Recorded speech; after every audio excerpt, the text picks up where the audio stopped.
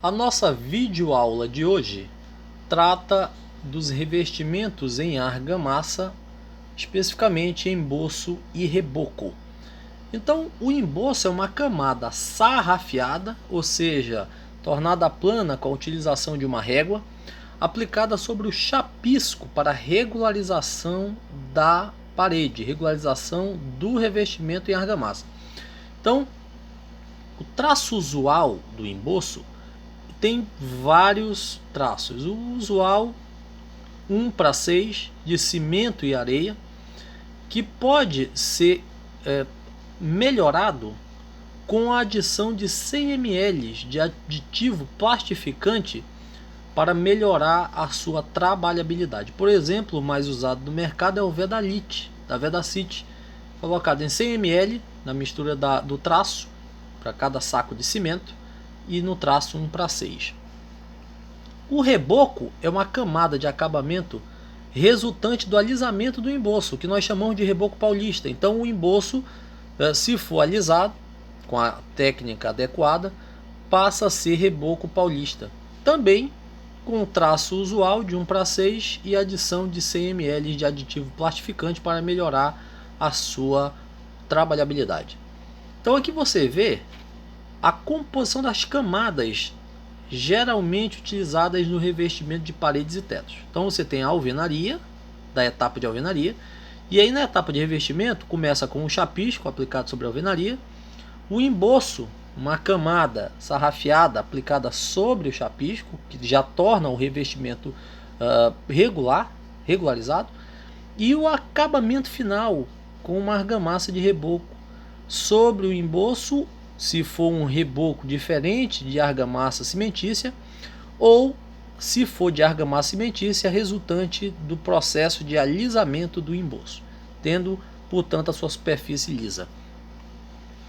As formas de aplicação do emboço e do reboco podem ser duas. Primeiro, chapado, ou seja, utilizando uma colher de pedreiro com o lançamento vigoroso da argamassa plástica sobre a parede. Lembrando que o emboço e o reboco são argamassas que têm uma plasticidade, uma melhor trabalhabilidade, porque elas são aplicadas com uma espessura maior. Então, com a aplicação da colher de pedreiro, você tem o emboço ou reboco chapado.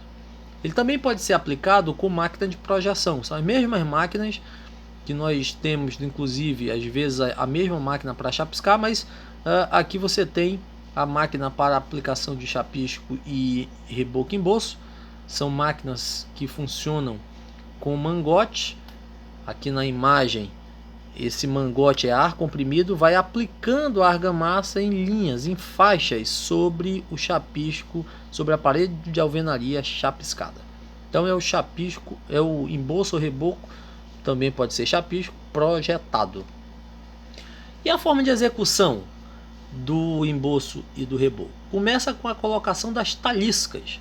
As taliscas são essas pequenas pecinhas que podem ser um pedaço de cerâmica, um pedaço de madeira plano, que são colocadas em várias partes da parede e dos tetos. Então nós temos aqui taliscas nos tetos, taliscas nas paredes. E essas taliscas têm a função de estabelecer a espessura do revestimento e também da base para a verticalidade do revestimento, porque elas devem ser assentadas sobre uma argamassa, um monte de argamassa, um montinho de argamassa, e elas devem sofrer alinhamento e verticalização através da utilização de prumo. Então o prumo é colocado aqui e bate o prumo lá em cima e aqui embaixo, deixando as taliscas todas na verticalidade. Então a colocação da talisca é o primeiro passo da execução do revestimento de emboço e reboco. Com as taliscas prontas, depois que a argamassa endurece, você vai aplicar na linha, faz uma linha passando pelas taliscas, é uma linha vertical com a argamassa, aplica a argamassa no alinhamento das taliscas, fazendo o que nós chamamos de mestras.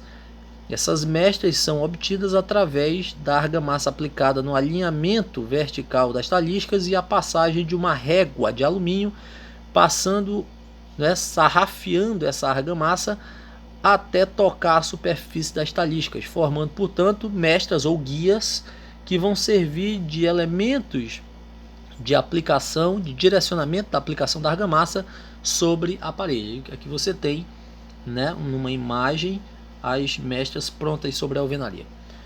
A partir do momento que as mestras estão prontas, estão todas elas aqui prontas, passa-se a aplicação da argamassa por entre as mestras ou guias. A argamassa é aplicada e essa argamassa preenche todos os espaços entre as mestras ou guias, fazendo com que haja a possibilidade de sarrafeamento dessa argamassa e a fixação da argamassa sobre a parede. O sarrafeamento é o espalhamento daquela argamassa que foi aplicada entre as mestras com a utilização de uma régua de alumínio. A régua de alumínio é colocada numa face sobre uma mestra, na outra face sobre outra mestra, e essa régua de alumínio é aplicada nesse movimento que vemos aqui do operador, retirando os excessos e planificando a argamassa. A superfície ela fica rugosa e, inclusive, em alguns pontos há necessidade de se aplicar um pouco mais de argamassa para tirar alguns furos, alguns buraquinhos que ficam no revestimento. Então isso deixa a superfície plana, porém rugosa. E qual é o ponto certo de fazer o sarrafeamento? Quando você toca na argamassa e seu dedo entra, é sinal de que não está ainda no momento certo. A argamassa não está com a capacidade necessária de sofrer sarrafeamento.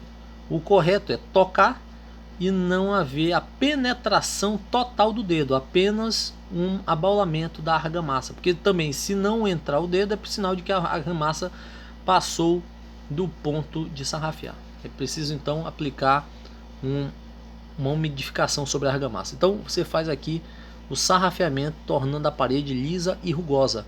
Isso nós chamamos de emboço. Então o emboço é uma argamassa que é lisa, é sarrafeada, ela é plana, porém superfície rugosa, que possibilita a aplicação de revestimentos cerâmicos e outros tipos de revestimento que precisam de uma superfície de aderência. E essa superfície de aderência é o emboço.